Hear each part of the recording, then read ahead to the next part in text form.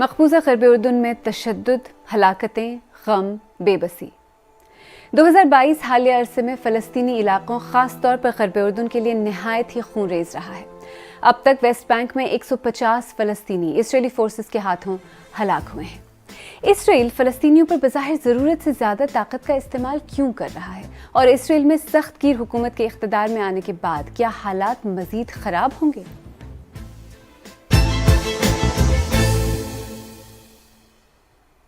میں نام عالیہ ناز کی ہے اور آپ بی بی سی اردو کا پروگرام سیربین دیکھ رہے ہیں۔ ہمارے آپ کی ٹی وی سکرینز اور سوشل میڈیا پیجز سے دور ایک بظاہر نہ ختم ہونے والی جنگ اب بھی جاری ہے۔ پچھلے ہفتے اسرائیلی افواج کے ہاتھوں صرف ایک دن میں 4 نوجوان فلسطینی مختلف گاؤں لیکن ملتے جلتے حالات میں ہلاک ہوئے۔ ان میں سے ایک رائد النسان تھے۔ اسرائیلی فورسز ایک فلسطینی گھر گرانے کے لیے ان کے گاؤں میں داخل ہوئے۔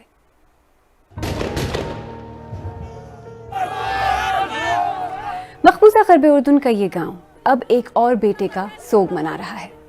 رائد النسان منگل کو اسرائیلی فوجیوں کی گولی سے ہلاک ہوئے۔ اس دن وہاں فوجیوں کے ساتھ جھڑپوں میں 4 فلسطینی زخمی اور 1 ہلاک ہوا۔ رائد کے خاندان کا کہنا ہے کہ ان کا گاؤں فوجیوں اور آس پاس کے آبادکاروں کے سامنے خود کو بے بس محسوس کرتا ہے۔ في نفس الدقيقة شفتها أنا من بكيت وراه أنا أرشد أصلا كل مرة برشد وراه بس ما ردش علي طلع هو يضحك والسائل۔ رائد کی موت اسرائیل کی جانب سے طاقت کے بیجا استعمال پر نئے سوالات اٹھا رہی ہے۔ اسرائیل نے رائد النسان کی موت کے بعد کہا تھا کہ فوج نے پیٹرول بم پھینکنے والے ایک مشتبہ شخص پر گولی چلائی تھی، لیکن بی بی سی کو ملنے والی ویڈیو ایویڈنس اور عینی شاہدین کے بیانات سے ایسا لگتا ہے کہ ایسا کچھ نہیں ہوا۔ یہ ویڈیو رائد النسان کے ایک رشتہ دار نے بنائی تھی۔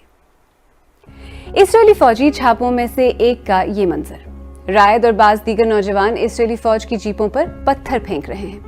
بھورے رنگ کے جمپر میں رائد ہیں۔ جواب میں اسرائیلی فوجی گولی چلاتے ہیں۔ دوسری گولی رائد کو لگتی ہے۔ وہ شدید زخمی حالت میں بھاگتے ہوئے نظر آ رہے ہیں۔ پیرامیڈکس ان کی مدد کے لیے آ رہے ہیں۔ اورنج جیکٹ میں پیرامیڈکس سب سے پہلے انہی کے پاس پہنچے تھے۔ انہوں نے بی بی سی کو وہ جگہ دکھائی جہاں رائد کو گولی لگی تھی۔ ما حدا ضربه ولا مولوتوف ولا شيء ما حدا ضربه not true ما حدا ضربه رائد کی عمر صرف 21 برس تھی اور وہ فلسطینی حکومت کی سیکیورٹی فورسز میں شامل ہونے کے لیے تربیت حاصل کر رہے تھے۔ جس ہفتے رائد النسان پر گولی چلائی گئی وہ ہفتہ غرب اردن کے لیے کافی خون ریز تھا۔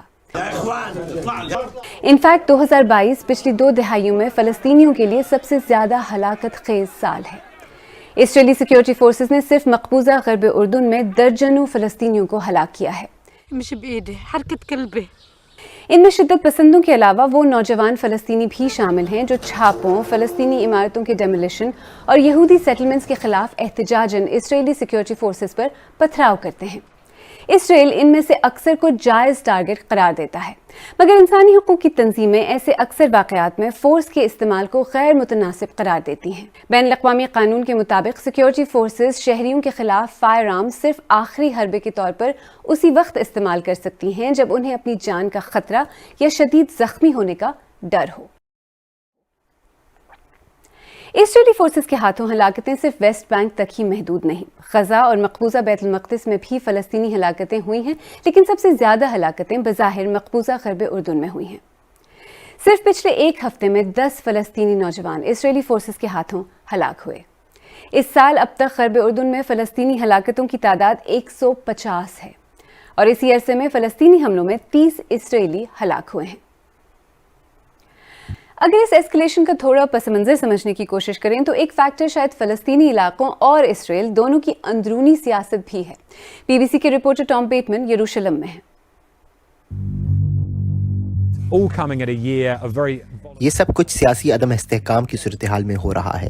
فلسطینی اتھارٹی مقبوضہ غرب اردن میں کئی شہروں کا کنٹرول کھو رہی ہے، جو کہ نوجوان جنگجوؤں کے ہاتھوں میں جا رہا ہے۔ یہ جنگجو گھر گھر تلاشی اور گرفتاریوں کے دوران اسرائیلی فورسز پر حملے کرتے ہیں۔ دوسری طرف اسرائیل میں تاریخ کی سب سے زیادہ قوم پرست حکومت قائم ہونے جا رہی ہے، جس میں دائیں بازو کے کچھ ایسے عناصر موجود ہیں جو سخت سیکیورٹی آپریشنز کا مطالبہ کر رہے ہیں۔ اس سال ویسے ہی ماضی کے مقابلے میں ریکارڈ ہلاکتیں ہوئی ہیں اور خدشہ ہے کہ تشدد میں مزید اضافہ ہوگا۔ اور یہ ایسکلیشن آلریڈی کافی پریشان کن ہے۔ مشرق وسطیٰ کے لیے اقوام متحدہ کے خصوصی انوائے ٹور وینسلن نے کہا ہے کہ دہائیوں سے جاری تشدد، غیر قانونی آباد کاری میں اضافہ، مذاکرات کا عمل جو بند پڑا ہے اور قبضہ جو گہرا ہوتا جا رہا ہے، اس سب کی وجہ سے تنازع ایک بار پھر خطرناک حدوں کو چھو رہا ہے۔ تو ایسے میں کیا جا سکتا ہے؟ کیا انٹرنیشنل کمیونٹی کسی طرح سے مذاکرات یا ثالثی کے ذریعے حالات کو بہتر بنانے میں مدد کر سکتی ہے؟ اس وقت کوئی ان کا اسرائیل کے اوپر اثر ہو سکتا ہے کسی کا، وہ یونائٹڈ اسٹیٹس آف امریکہ ہے، لیکن اس کے بھی چوائسیز کافی محدود ہو جاتی ہیں، دائرہ انفلوئنس بہت محدود ہو جاتا ہے جب اسرائیل کی رائٹ ونگ پارٹیز آتی ہیں اور رائٹ ونگ گورنمنٹ آتی ہے۔ میرے خیال میں جس عالمی عناصر کا سب سے زیادہ اثر ہو سکتا ہے وہ ممالک ہیں جنہوں نے حال ہی میں ابراہیم ایکارڈز کو جوائن کیا ہے۔ اس میں یونائٹڈ عرب ایمریٹس، بحرین اور موروکو اور سوڈان شامل ہیں۔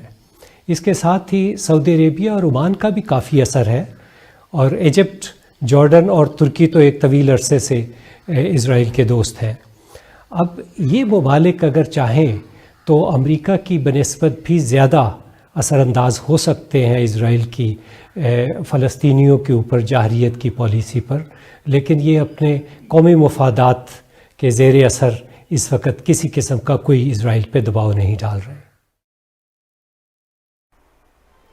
یعنی انٹرنیشنل پریشر شاید ممکن نہیں، اور دوسری طرف اسرائیل کی اندرونی سیاست نے جو موڑ لیا ہے، اس کا مطلب یہ ہے کہ اب حکومت میں ایسی آوازیں شامل ہیں جو فلسطینی مقبوضہ علاقوں میں اسرائیلی فوج کو مزید پاورز دینے اور اکاؤنٹیبلٹی کو ختم کرنے کے حق میں ہیں۔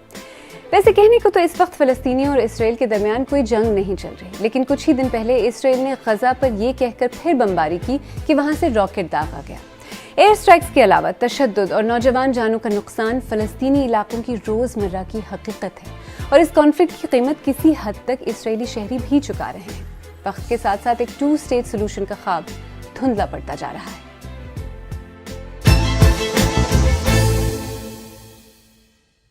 اگر آپ کو ہمارا پروگرام پسند آیا تو ہمارے یوٹیوب چینل کو سبسکرائب کریں، بیل آئیکن پر کلک کریں اور پروگرام کا لنک اپنے دوستوں کے ساتھ شیئر کریں، اور آپ سیربین کی پرانی قسطیں دیکھنا چاہیں تو یہاں کلک کر کے بھی دیکھ سکتے ہیں۔